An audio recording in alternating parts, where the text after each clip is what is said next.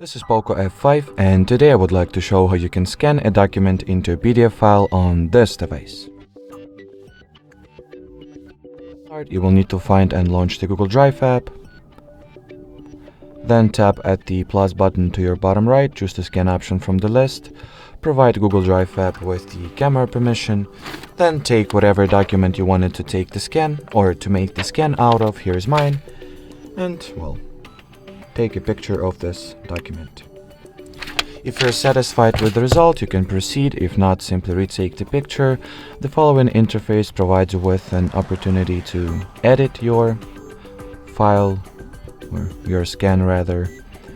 So here you can crop it, you can change its color scheme, or perhaps rotate it 19 degrees each time, or rather 19 degrees at a time.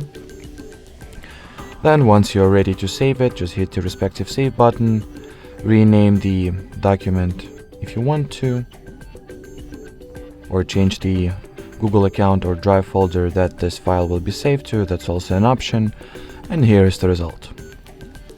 Alrighty, so that will be it for this video. Thanks for watching, and bye bye.